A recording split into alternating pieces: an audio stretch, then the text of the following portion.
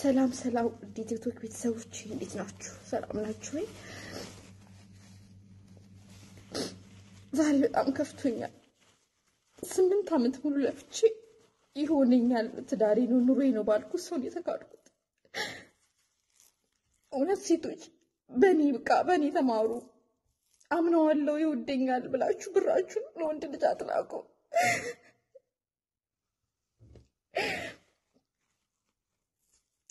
በጣም ተጎድቻለሁ። በኔ በቃ እውነቴን ነው የምላችሁ። ለመሄድ 6 ወር ነበር የሚቀረኝ፣ ግን እሱ አግብቶ ቪዲዮና ፎቶ ደረሰኝ።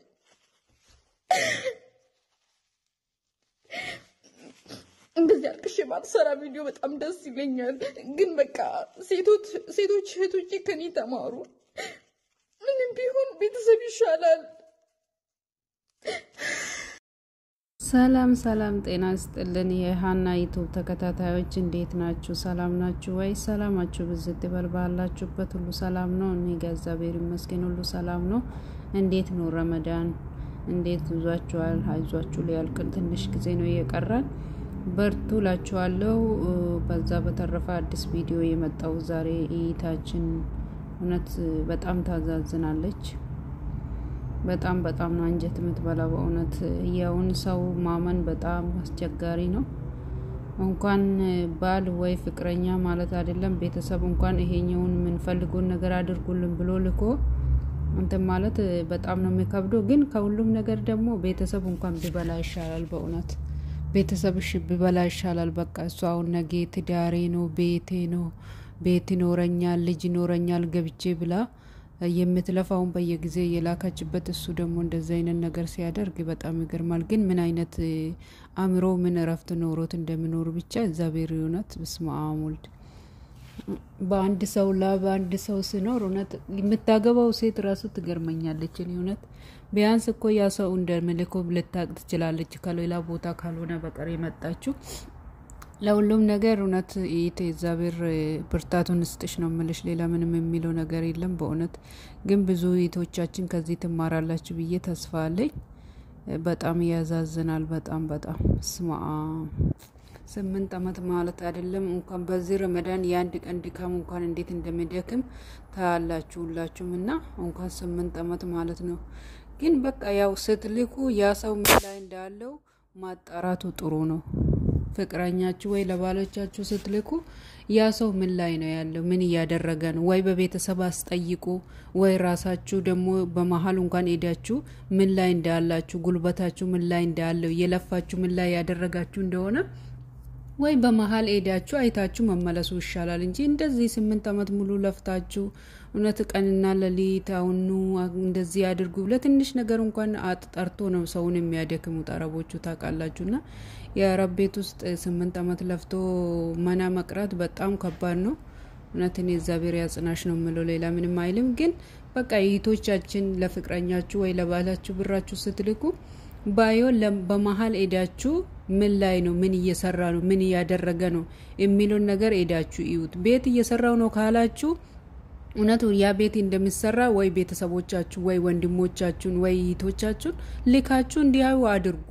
ከዛ በኋላ ያ ነገር የሚቀጥል ከሆነ ይቀጥላል። እናንተ አሁን እሱ ቤት እየሰራው ነው ካለም ላይሰራ ይችላል። የሰውን ቤትም ሊሆን ይችላል ፎቶ አንስቶ የሚልኮ ወይ የሚሰራውን ሰው ይሆናል ፎቶ አንስቶ የሚልኮ። ግን ከዚህ ሁሉ ደግሞ እርግጠኛ እንድትሆኑ ወይ ቤተሰቦቻችሁ መላክ ወይ ደግሞ ራሳችሁ በመሃል 4 አመት እንኳን አሁን 8 አመት በተከታታይ ሰርቶ እንደዚህ መቅራት በጣም ከባድ ነው በእውነት። ለአእምሮ ራሱ አይወጣምና በመሃል እንኳን ወይ 4 አመት ገብቶ መመለሱ ይሻላል። ምን ላይ እንዳለ ልፋታችሁ ድካማችሁ እናንተ እየደከማችሁ ያ ሰው እውነት ቁም ነገር ላይ ያደረገ ነው።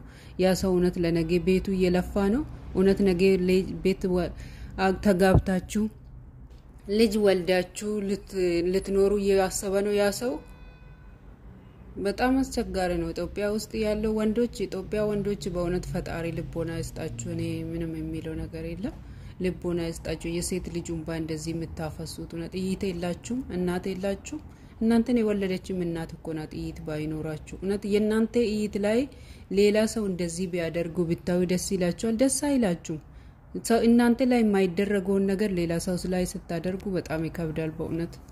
እዚህ ሀገር ላይ ለፍቶ የሚመጣው ብር በቀላል የሚመጣ ይመስላል፣ ግን በጣም ከባድ ነው እና እህቶቻችን ተጠንቀቁ።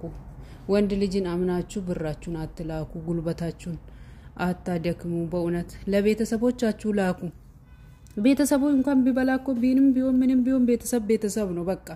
ቤተሰብ ቢበላ ይሻላል። እናት አባታችሁ ቢበሉ እኮ ከዚህ በፊት ከናንተ ጋር ለፍቶ ደማችሁን አፍሶ ምን ብሎ ነው በስንት መከራ ነው ሁላችንም አሳድጎን እዚህ ቦታ ላይ ያደረሱንና እነሱ ቢበሉ ይሻላል። እንደዚህ ወንድ ልጅ በልቶ እንባችሁንም ከምታፈሱ የወጣችሁበትም ሐሳባችሁን ከሚበታተንባችሁ በእውነት ወንድ ልጅን አምናችሁ ብርን አትላኩ።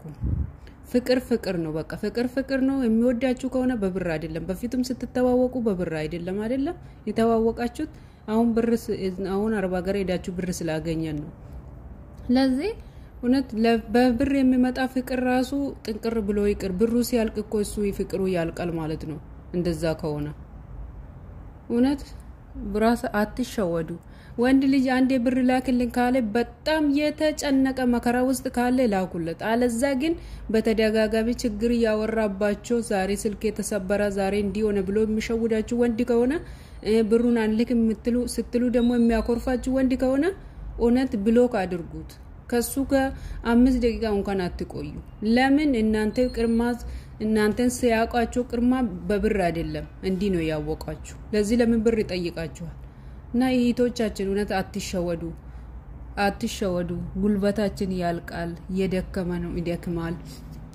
የሰው ቤት ውስጥ ለፍቶ ነገ ደስተኛ ህይወት እኖራለሁ ብሎ እንደዚህ መሆን ጥሩ አይደለምና ራሳችሁን ጠብቁ።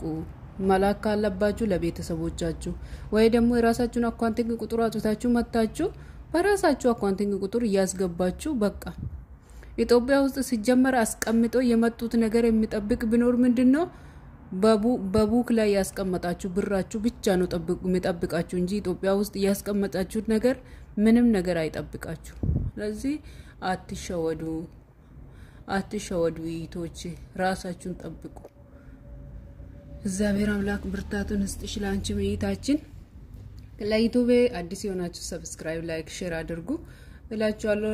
ሰብስክራይብ፣ ላይክ፣ ሼር አድርጋችሁ ለምትከታተሉኝ በጣም ነው ማመሰግናችሁ። በጣም ወዳችኋለሁ፣ አከብራችኋለሁ።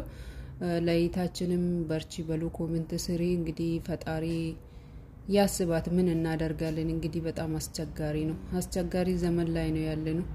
ራስን እንኳን ማመን ማይቻልበት ጊዜ ላይ ሌላ ሰው ማመን ከባድ ነውና ምንም ማድረግ አይቻልም። ይታችን በርቺ። እንግዲህ ብዙ ሰዎች ባንቺ ላይ ይማራሉ ብዬ ተስፋ አለኝ።